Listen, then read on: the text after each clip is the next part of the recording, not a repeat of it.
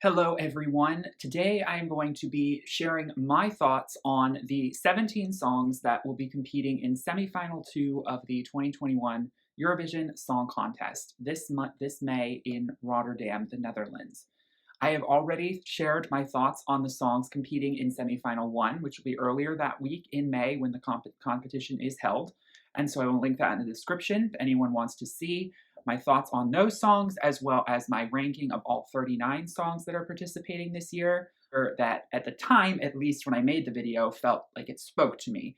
But it could change in the future, and it already has in my, it's been a month since I made that video, so my thoughts are already changing, and that's why, it took me a little while to get semifinal 2 out, because semifinal 1 was like several weeks ago that I was able to put that video out, and then there was just there were so many albums I needed to review that this one's taken a little longer than I would have liked to get out there, but I'm finally sitting down to talk about it. So I'm not going to do the whole preamble about the Eurovision Song Contest for those who are unfamiliar. I did that in my intro to semifinal 1, so if you're unfamiliar, there are other channels that explain it better, resources that explain it better, and there's that video. And so I'm not going to spend too much time with any preamble, and I'm just going to get right to it. There is a running order that has been chosen. San Marino is going to be performing first, and the final place is going to Denmark. And, traditionally everyone puts a lot of stock into the running order, into determining how well an artist and their performance is received by the general public. It usually has some sort of factor. No one really likes when their act is in second place. That seemed to be the worst place that you can place yourself. And this year, Estonia is in second place. So I don't necessarily buy that the placement makes a huge deal, though I do think going towards the end is probably more beneficial, and then playing first, I can see how that's also beneficial. But I don't think it plays as much of a role as some people think. A good song is a good song, and it will stand out. If you don't have the attention span and the running time and the order gets you down, then, well, that is what it is. But here we go. I'm going to be covering these songs in alphabetical order, however, because why not? That are participating. And like I said, we've got 17 here. The first country participating in alphabetical order here is Albania. And Albania has chosen to do another version of their national artist selection contest, Festivali I Kengis. And again, not really agreeing that they didn't respect Arilena Ara's entry last year. If they could have given her a pass to represent this year, it would have been more fair, in my opinion. This is a few countries are like this, where they just kind of said, sorry, that artist is going to get the chance to compete again, but they're not going to get an automatic ticket to, be representing the country just because the contest got canceled last year. We're going to give it a chance for other people to compete. And I also, in this video, am going to be sharing my thoughts, because 2020's contest was canceled and we're getting mostly returning acts, as I talked about in my earlier semifinal 1 video. I'm going to be comparing them a lot, and it's hard not to. I mean, we didn't get a contest last year, and we're getting a lot of the same artists, but they're all sending different songs. But in the case of a different artist, I feel like it's a little less fair to compare. But I will say that I definitely preferred last year's entry to what we are getting this year. The song is called Karma by Angela Peristeri, and it is a very melodramatic, semi-operatic ballad. And I think that it has some of the moments that really stand out in those pop power ballads that we're used to from Eurovision. The really gorgeous, she has a very deeper, alto voice, but she has a very rich, operatic sound to her voice, obviously a very classically trained musician. And we also have some very, orchestral instrumentals to back her up. So the drama is there. The elements of really rich emotional storytelling is there. However, I do not know if this song is powerful enough beyond the pretext of, look, we've got classically sounding instruments. We've got this supposedly really powerful, power chorus that she is belting out in their chest voice very powerfully. I just don't know if it's captivating enough compared to, this is a very dated sound, that we're getting from countries who do things like this. It's a very dated, tried and true thing, particularly from more Slavic and Eastern countries in Eurovision. And I don't think that the ear of the audience is so tuned to that this year, especially, unfortunately, since it's not in English, that might actually hurt it a little bit. because you can't get into the lyrics as much. God does not forgive me. Life, like in a fairy tale, had spoiled me. Up in the sky, like a star, I lived. Laughed like crazy when you groan. Heartless, I just loved myself very much. Keep in mind, these lyrics might be a little dubiously translated, so it doesn't quite make sense. That's just what I'm reading here. God does not forgive me. The world fell on me. You run away from me. My friends run away. There is no light either. God does not forgive me. And there's basically an ownership of past wrongdoing, but also admitting that she was in a very desolate place when, you know, she is recounting this event or something that she may feel very remorseful of. And I mean, there's a sense of real ownership of that in the melody of this song. I honestly, my issues with it come down to melody construction, and it's as simple as that. There are artists who have done this way better, I think, in past Eurovision. And I think that, you know, for this to be really sold live, everything just, like I said, needs to be elevated and needs to be really grounded in some sort of personal affection with the camera and with the audience. And I think that they could pull it through. I'll tell you all at the end who I think is going to qualify, because remember, in semifinals, 10 songs qualify out of the 17 or 18 songs that participate in them.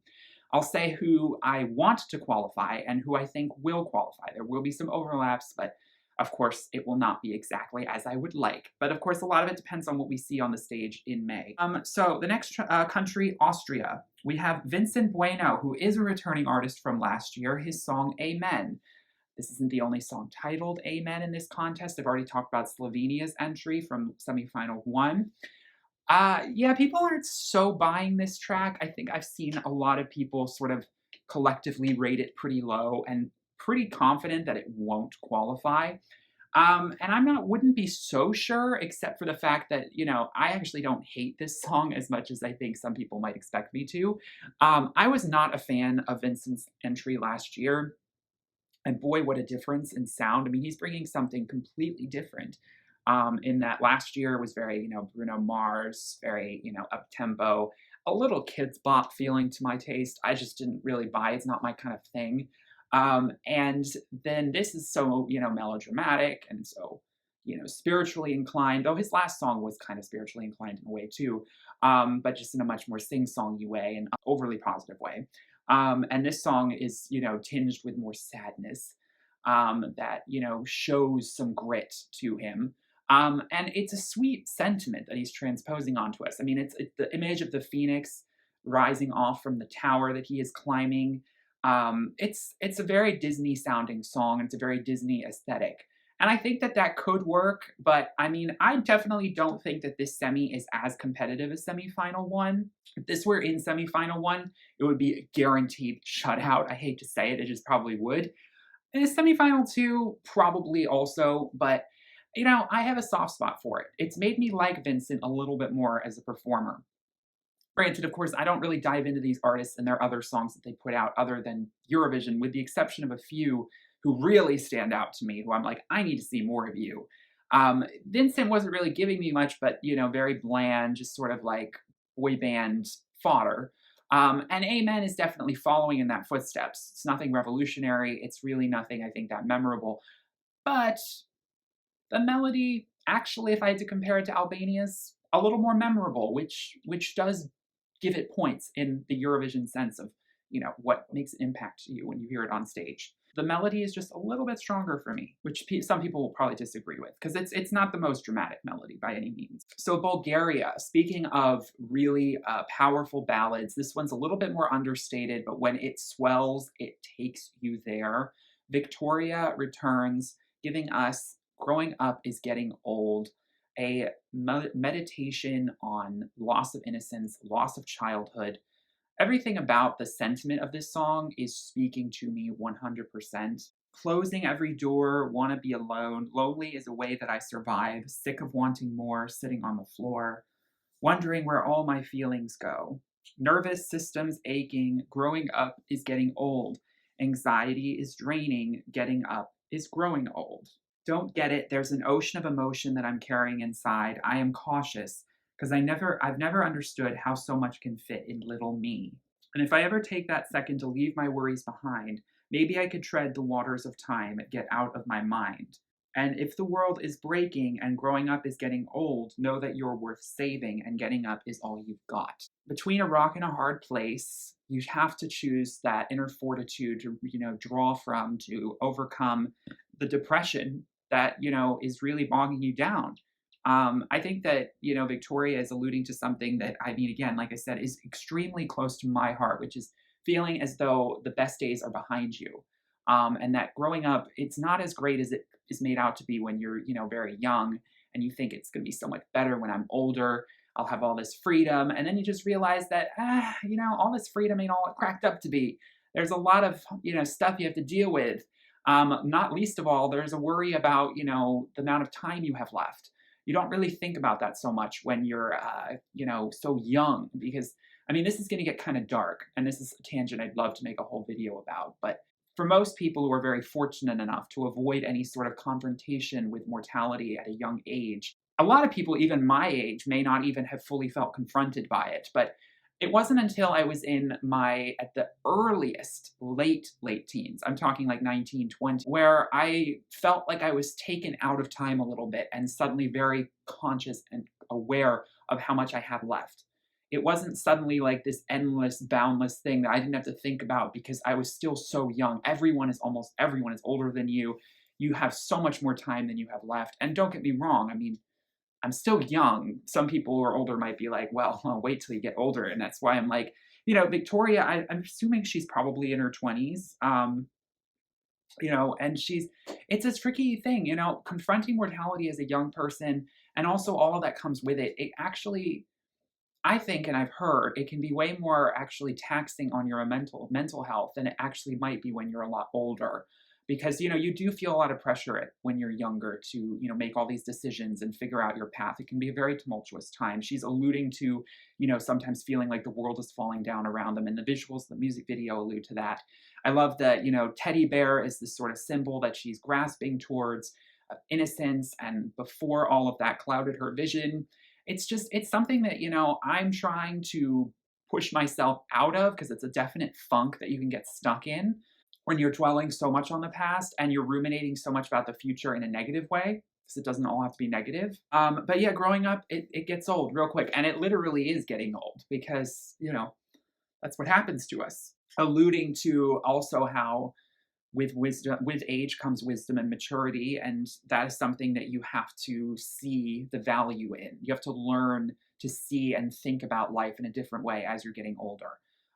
Because even though you could think about it in a very negative way, that's the childlike mind that's thinking that. And not to say that you should get rid of that childlike mind, but there's a certain wisdom and maturity that comes from knowing maybe you might have a little bit more time behind you than ahead, but that shouldn't get you as down as it might have if you haven't tackled that sort of aged wisdom that comes with, appreciating every moment and not being so wrapped up in the past or in the future. Being more in the present moment, understanding how to control your emotions and your mental health and what, makes you tick. And I have a lot to say about this song. And so for that reason, I think the overall thesis of this song rises instantly to the top. I think it's probably lyrically the best song we have this year by far. And most of the time with Eurovision songs, I don't really care about the lyrics. I'm going to be real with you. I don't really go into them very much. Some people might be like, why didn't you talk about the lyrics?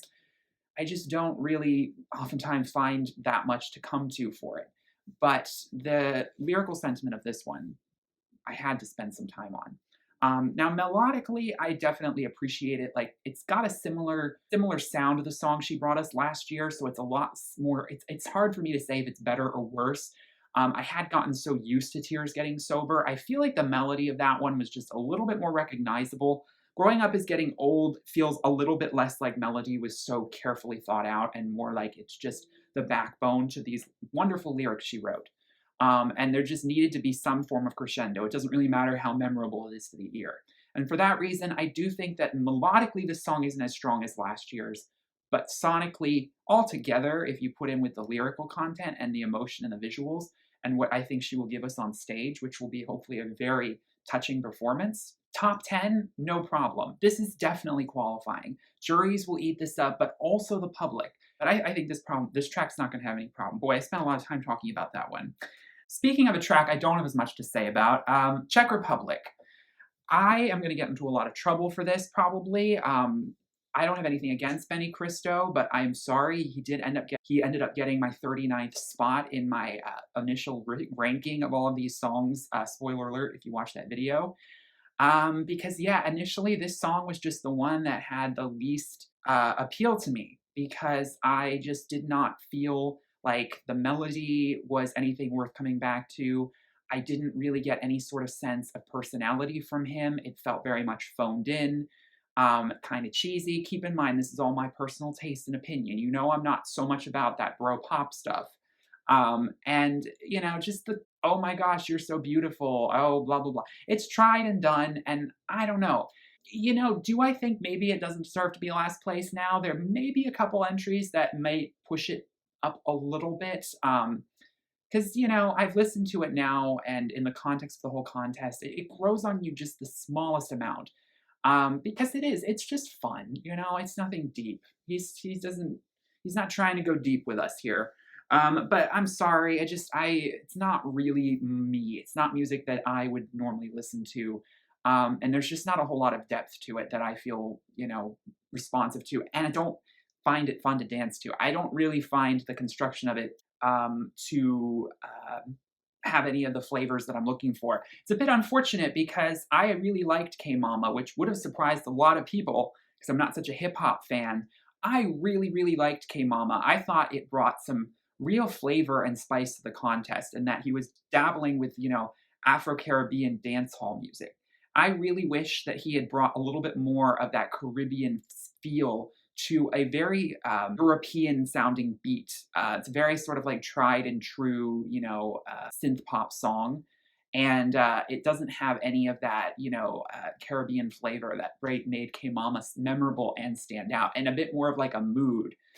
So personally, just as a personal taste thing, I don't like how whitewashed Umaga is. And I just think it's also kind of just lyrically, it's whatever. So yeah, sorry, not sorry. The unfortunate thing is I do think it'll qualify, especially considering it's in this semifinal where there's a lot of entries that I don't think are, you know, it's probably going to do well. You know, Czech Republic has a history of sending songs that I think are, I don't want to say garbage, but not so impressive. And yet they do kind of make it into the top 15, sometimes top 10. People just eat that stuff up. But I think the Czech Republic really needs to get away from the bro pop stuff. It's getting kind of tiring. Okay, so next we have Denmark. So I think Denmark was my 38th spot, so basically the second worst song. Now this one I definitely am in a lot more agreement with everyone else about. I don't have to feel like I'm causing so much of a commotion by saying this. Bless those two guys. They're singing their heart out on that stage. Fyr e Flam. I don't know if I'm pronouncing that right.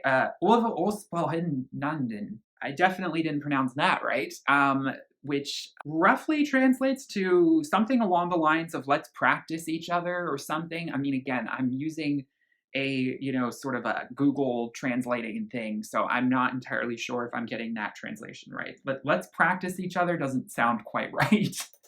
Let's learn about each other. Let's rehearse. I don't know. It's yeah, not quite getting that translation correctly. Again, I have no idea why, but I can't explain why. I have no interest in dissecting these lyrics. I have no interest in learning what they say in Danish. Because the whole product that they are giving is, I mean, on the one hand, I appreciate that they're being so old school. There's something, I mean, for one thing, Denmark hasn't sung a song in Danish since the 90s, at least, I believe. So, you know, it's pretty a big deal. So I do appreciate that. In some ways, I mean, as much as it's very pop, it has a folk quality because Eurovision and because of songs that are like very sort of regional, but Eurovision that's like a pop take on a fun, catchy regional folk song, it has a little bit of that for me. And so that does make me think like there is something ethnically Danish about this song. Because it does remind you of ABBA and it reminds you of Scandi pop from the 90s and from the 80s. And because of all that, even the styling, I mean, they're definitely trying to look like they're from the 80s. It's not even funny. It's definitely cute and a little bit like a nod to something that we don't see much of in the contest anymore. So they get points for that. But the melody is just, it's very vanilla, you know, like a vanilla frosting cake. Can be really nice and tasty, but it doesn't give you much. You forget about it instantly. It's got a little bit of a song you'd sing at a bar kind of feel to me, which depreciates the value of the lyrical content, which is a bit unfair, I know. Maybe it's just that they seem like two bros broing it out on stage, but I don't know. Yeah, it's just not my thing. Not my thing. I'm sorry. It's too dated. I hate saying that because it's like dated can be good sometimes. Dated can be good, but you got to do it. You got to do it like in a clever way. And I don't know if they're necessarily doing it in a clever way. I don't know how self-aware they are with this because it's giving me Eurovision parody vibes, which I know they're not going for. But when you're doing that unironically, it definitely like falls flat. It's like, come on, whatever. So yeah, it's fun, but it's not going to qualify. I mean, come on, I don't think anyone is expecting it to. Okay, so Estonia, the pretty boy Uku Suvista, quite a handsome guy. Unfortunately, he tends to be a law look with very little substance. Though I've been a little bit more impressed with his entries in recent years. He's been trying out for Estonia for so long. What Love Is, I think, was his entry for last year. Now, he is an interesting case because he technically didn't get an automatic pass to represent Estonia. They still did their national selection, Estilal, but he got a pass to the semifinal automatically, and Estonia still chose to send him. So props to them. Regardless of my thoughts of Uku, I think he deserved to get a second shot, or a real first shot, because we never got last year's competition. Do I think that his song this year, The Lucky One, is better than What Love Is? I really don't know. They're the same to me. They're both the same level of generic synth pop, and it's dark and edgy. It sets a vibe and a mood. There's something to be said about the notes he might be able to really show off from this song. I think The Lucky One gives him a bit of range for that, and so I think maybe the live performance will impress me. It's definitely not a Victor Crone Storm situation where I'm just like, burn it, get out of my sight. So look, I mean, Uku is charming, and he's playing this sort of foreign lover role very well. So I could see this doing well and qualifying, but it's definitely not getting anywhere near the top 10. I think I can guarantee that. Finland. So Finland decided to channel their heavy metal rocker roots with Blind Channel, their song Dark Side. I should not be into this music. Can I just let the record state? I'm surprised. From the first note, I'm like, oh, here we go. But, I have to remember, I have to appreciate it. Sometimes it's not my genre, but I do appreciate it. Like I said, the lyrical content, all of that. But no, I actually really like this song, and I want to listen to it. It's making me sort of like heavy metal a little bit more. It's definitely like high octane Linkin Park vibes. And I used to listen to Linkin Park a little bit back in high school, so it's kind of making me want to listen to stuff like that again, which is not what I listen to at all today. So it's a little interesting. I know Linkin Park's the only band I can come up with that's similar to them. I'm very basic when it comes to those kinds of metal acts. They'd probably roll their eyes at that comparison. But, lyrically, I mean, it's exactly what I would expect from a song full of such angst and fur. It's very dejected in its outlook. Every psycho in the scene, hands up and follow me, saying Empire of the Freaks, all drinks on me. It's a bit of a party song, which does make me think, okay, whatever. It's not as deep as I'd like, but it's got a lot of references to things that, there's illusion of depth. I'm sure all of the members of this band have, a real emotional connection to the lyrics, and there's a story behind why this song is so important for them. It's not coming across as overtly in the song because there's just a lot of general platitudes about darkness and overcoming it and irreverence to the system, things you would find in any of these types of tropes of genres in the more banal, basic form. But, it's Eurovision. What are we going to get? So yeah, do I think that lyrically it's anything revolutionary? No, but I like the sound. I like the fact that they're bringing that genre. So, yeah, it's hard to say of the two heavy metal rock songs, if this one's my favorite or not. I'm going back and forth on it a little bit. I think I like how the verses sound on this song more than Italy's entry, but I think I like Italy's chorus more. So that's what I'll say about that. I won't be talking about Italy in this video, by the way. That's when I make a separate video about the Big Five plus Netherlands, the host country, which will be coming soon. Okay, so Georgia. Tornika, Kopiani, his song You. He represented last year with this alternative rock power ballad, Take Me As I Am, which had such gravitas, and I think got a lot of people talking because of the lyrical content. I actually was really here for it. You is a bit of a downgrade for me. It's a little bit more atmospheric, which I understand what he's going for. He's trying to make something a little bit moodier and just a vibe. And it's also all about like this journey he's taking. But oh my gosh, the slow, plodding delivery of the very, very, very basic lyrics. Sunshine, I want to touch you. Wind blow, I want to see you. Granted, this isn't his first language, but still. Ocean, I want to hear you. Mountain, I want to feel you. You're everywhere where I am. You're in everything that I do. It's, a meditation on nature in the most basic scripted way you can imagine. And look, as a sixth grade poetry project, it's great. But when, you're supposed to be a, somewhat little bit of a seasoned musician, I think that it does read a little bit juvenile lyrically. And it's sad because it's a sentiment that I think I'm 100% here for. Like Growing Up is Getting Old, the thesis of this song is strong with me. But I mean, again, no one thinks this is qualifying. It would be a real dark horse and a real shocker for everyone involved. I appreciate, the thought behind it, but, the effort could have been a little stronger, I think. Because there are points in the song where you just don't really see where it's going, because it just does, the tempo is so slow. The energy is not there, but at the same time, the instrumentals are amped up enough that it kind of ruins the super peaceful Zen vibe, It's hard to get super relaxed listening to this song, in my opinion, because it's not as stripped back as I would like. Greece, Stefania, Last Dance. I loved Supergirl. I think that even though it was pretty basic lyrically, I think it did its job really well, and it was a bop.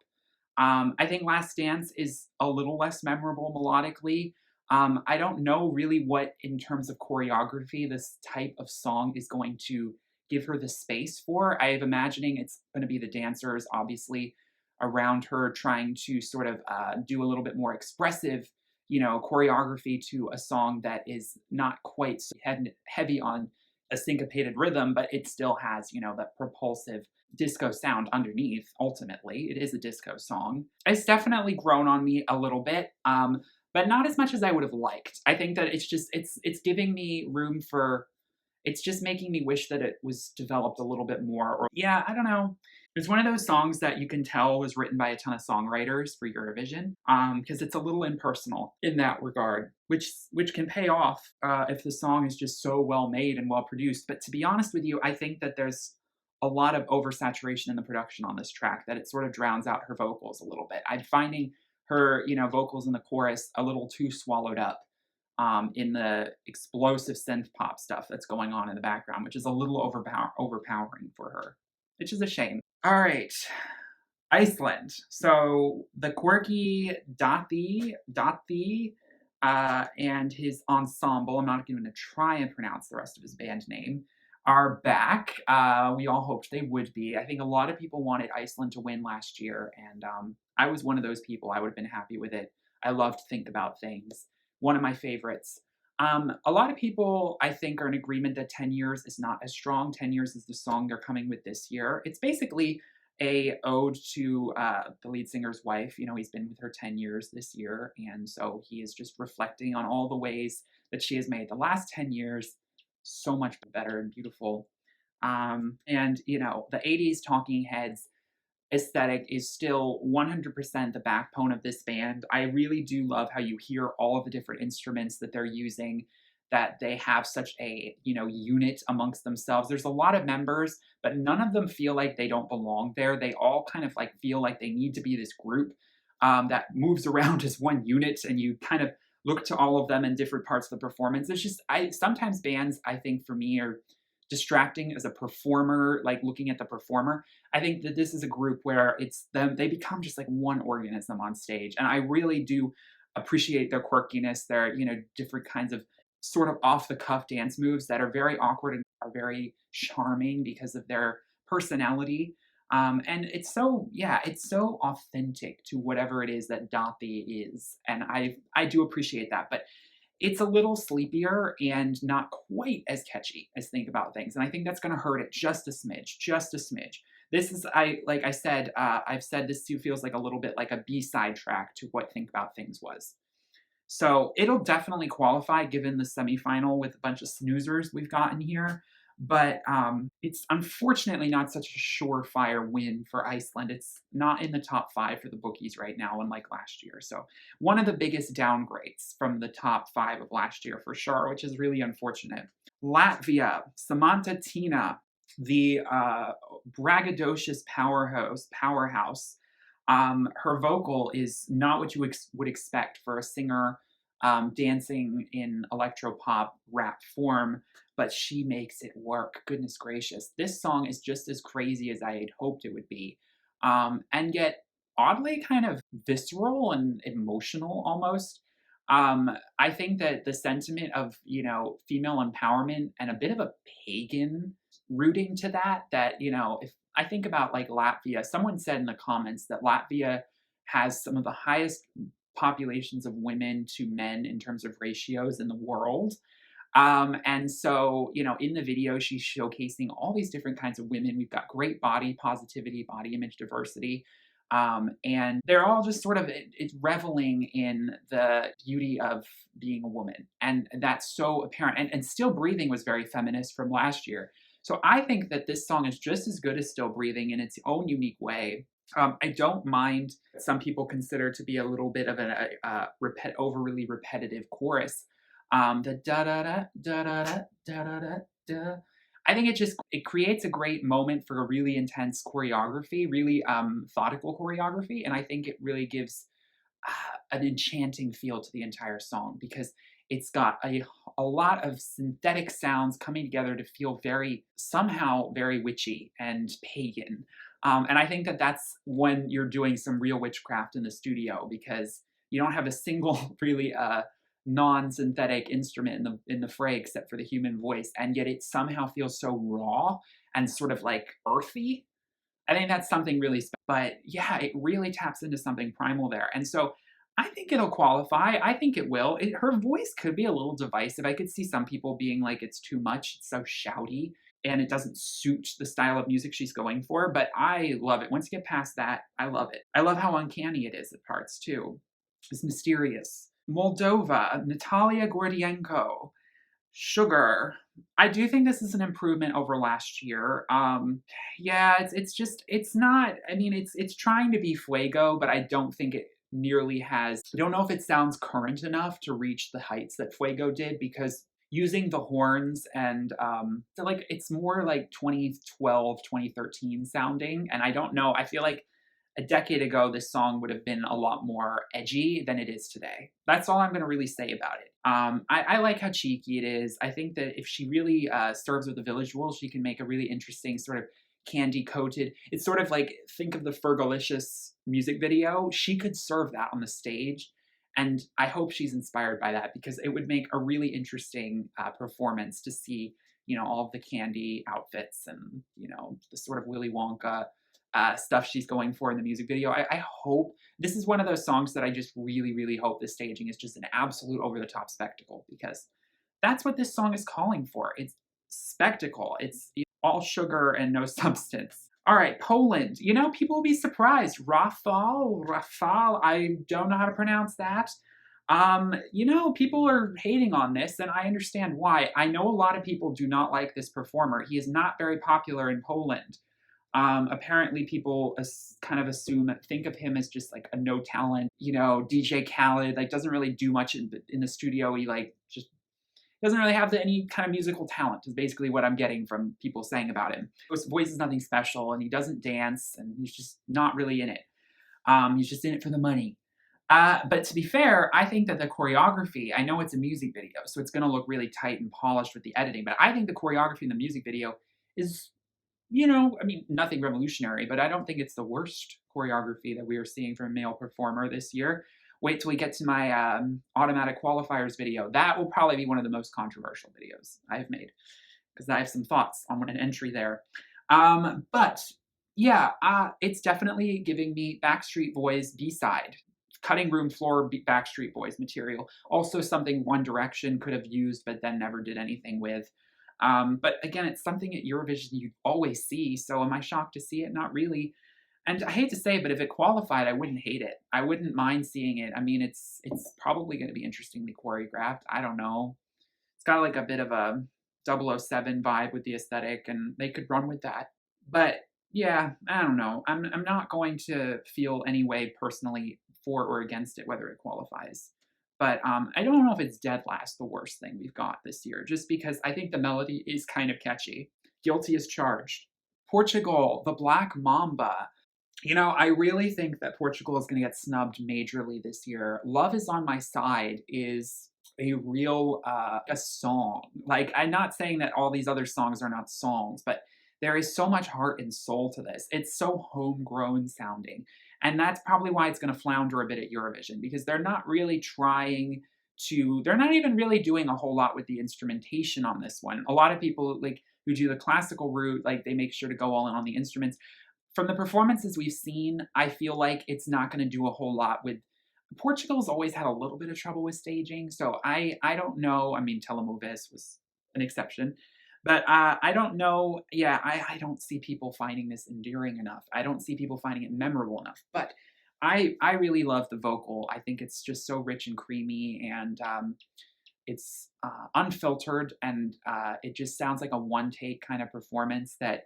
I think the story around it is something he saw. It was just around a woman he met in Amsterdam like 10 years ago that stuck with him. And now, since the contest is held there, it feels like it's just so fitting to sing about this woman he saw who he's sort of singing as like an ode to, I believe, if I'm not mistaken. I'm rooting for them. I'm rooting for them. I hope they qualify. I just don't know. It's pretty iffy. San Marino, Senhit returns with Adrenalina. Pretty standard. You would expect. San Marino doesn't have a huge pool of artists to pull from, so of course they're going to pick last year's entrant. However, there's another name attached to this that I think everyone in Eurovision was, and especially in America, very shocked to see. The US rapper Flo Rida. He's not really had a hit in the US for like 11, 10 years, but like a big hit, or at least 8 years. So a lot of people were like, what has he been doing? Well, apparently he's working with a San Marino singer to potentially even perform on the stage with her. He's in the audio cut. I don't know. It's not 100% certain that he's going to be on stage with her. If not, there might be, an audio visual of him on screen. We'll see. Which I think is really cool. I love the idea of collaborating with artists. I mean, granted, I don't want it to overtake, this is Senhit's song. I don't want it to be too much about him, because he has no connection to San Marino, as far as I'm aware, or Italy. So it's a little strange. It's the most random thing you could possibly imagine in some ways. But hey, sometimes Eurovision is just very random like that. I don't know what to say. I have no idea why they're paired together, but they are, and it works because, she is giving us a Fuego sounding song. I'm using that song as a benchmark. This has just got a little bit of that spicy feel to it that I think a rap song suits it well into as a feature. And I'm definitely digging it. It's, it's a lot, and that's always a bit like throw every color at the wall with Senhit and see what sticks. Sometimes it's just too much for me. The visuals are so interesting, but they make no sense for the song, which is fine. I'm all about aesthetic.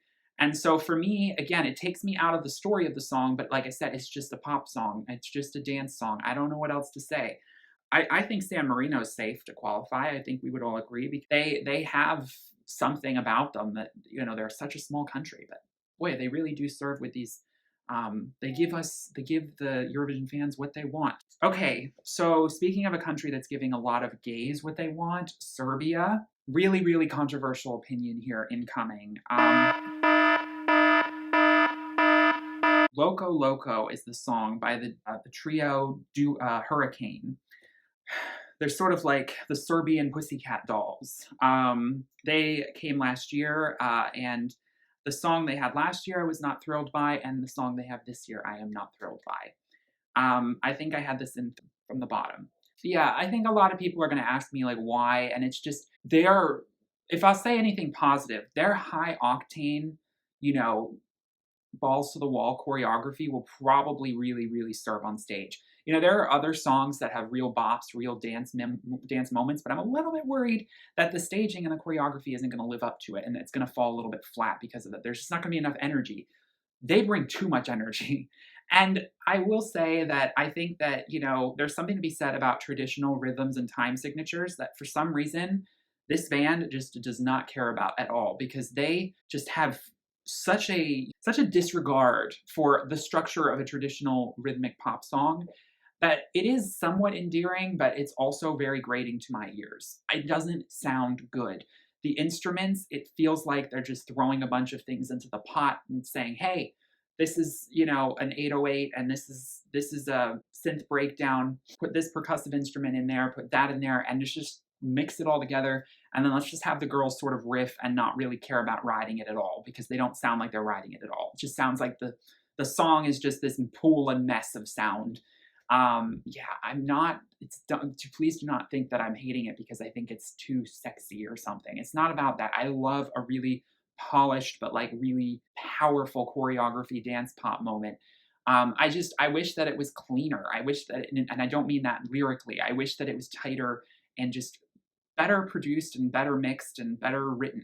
I don't know what else to say, because it had the potential, but they'll definitely serve the energy, and I think they'll qualify because they have such a fan base. The Serbian fan base outside of Serbia for this song is one of the hugest I've come across. So I mean, they have their army out to defend them, and if they don't qualify, they will riot. I'm afraid they're not getting my vote. So the final one is Switzerland from this semifinal. Switzerland is bringing the one flagship must qualify song from semifinal 2. All of the others are sort of in semifinal 1. This is the one song where I'm like, winner, winner, chicken dinner.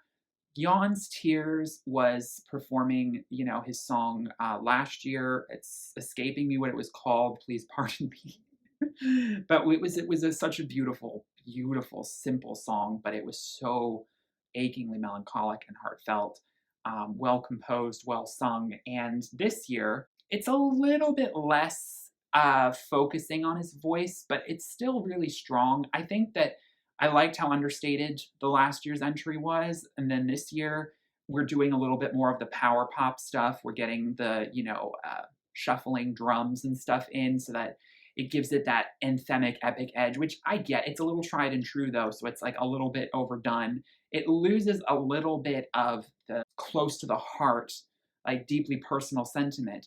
But it still is a gorgeous melody that deserves everything. Sung in French, tout l'univers, let the wind that rushes, his hand on my shoulder, the void in my head, not the slightest hiding place. It is the dawn that is declining. Behind a field of ruins, time to grow up, don't hold back. I see pieces of you behind us, and what the pain has done to me, the whole universe. That's the title of the song. You know, in the visual, he's in a car accident, and he's depicting a romance gone sour as that. It's a metaphor which, you know, people have done before, but he does it in such a visually affecting way. The galactic shots and the camera work, it's almost a little bit too on the nose, actually, for me. But it's just the video. It's fine. Unbridled passion. You know, just speaking of the moment where two hearts collide and, you know, that fire, that spark that is synced up. And it can be very destructive often because it can leave a lot of wreckage. It can burn really bright and really fast. And he's sort of alluding to that, but it's also alluding to just like the eternal power of love and that spark that we all have in us. And it's so small and yet so big and grandiose. It's macrocosmic, it's microcosmic. It's the whole universe, and it's living kind of on the edge because it can teeter into chaos or into paradise. It's the melody has that sentiment of like, is this a positive song? Is this a negative song? All I know is that I'm feeling something, and that's where the power of a really strong crafted melody can take you. A melody that knows how to like take you up on its wings and get some air under it and just like soar. And it suits his gorgeous, you know, tenor vocals so gorgeously, especially when he gets into that falsettos. I mean, like, he is such a talented singer, probably one of my favorite male vocalists of Eurovision this year. And it is a winner song for me. I mean, there are other songs that could win and I'd like to see, but this one is in the top 5 in the betting odds, and I really would like to see it. And I think it's the only song from semifinal 2 that is actually in the top 5 betting odds last I checked. So yeah, semifinal 2, all right, let's go through this. What songs do I want to qualify? Well, obviously Switzerland. That's a no-brainer. I've talked about how I really appreciated Bulgaria, so I definitely want Bulgaria to qualify. Portugal. I'd like to see Portugal. I would like to see Finland, Latvia, San Marino. Gosh, this is getting hard. Oh boy, what would I like to see? Iceland. Have I said that one yet? I don't think so. I guess Greece. I said Finland already, didn't I?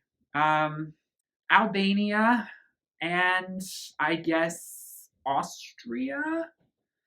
Those would be my 10 that I would pick. That leaves that the 10 I don't, the 7 that I don't want to see qualify: Czech Republic, Denmark, Georgia, Moldova, Poland, and Serbia. Somehow that was only 6. I don't know what I'm doing here. Oh, and Estonia. So those would be the 7 that I wouldn't pick to qualify. Out of the ones that, like I said, who do I think is going to qualify? Switzerland, Serbia, San Marino, Iceland, Greece, Bulgaria, Albania. This is hard. Who do I think? I think Latvia will pull through. I think the Czech Republic will probably qualify. And the wild card, I'm going to give to Finland, which means that the 2 that I don't want to see that are definitely probably qualifying are Czech Republic and Serbia. I'd be surprised if neither of them qualified, or even if only one of them did. They seem to be just like such fan favorites, and the general public seems to like them a lot more than I do. A lot more so for Serbia, though. I think Serbia is a lot more popular there. I think we can all agree that Georgia and Denmark are not qualifying. So I think those are the 2 we're in all agreement with. Along with, I really see it being difficult for Poland. I don't see Poland having the popularity, but who knows? And unfortunately, Portugal, like I said, I'd like to see it. But I don't know. It's going to be interesting to see what happens, but definitely not nearly as competitive a semifinal 1. Let me know what your thoughts are. Remember, these are just my opinion. What are your favorite songs from this semi? Who are you most excited to see perform? Again, if you want to see semifinal 1, my thoughts on that will be linked in the description. Ranking of all 39 songs will also be. And stay tuned for the final Eurovision video I make before the contest, where I talk about the 6 songs that automatically qualify for the grand final. That is big 5 countries: Italy, Spain, United Kingdom, Germany, and France, and then the host country, which is this year the Netherlands. So I will talk about those 6 songs in a much shorter video, thankfully. It's a lot to talk about, but all right. So I'll see you all in my next video. I hope you all enjoy. Please give this a like if you did, and if you want to help support the channel, if you could subscribe, I would greatly appreciate that. And so I hope you all have a wonderful day and that you enjoyed this video. We'll see you all in my next one. Peace, love, and light. Bye.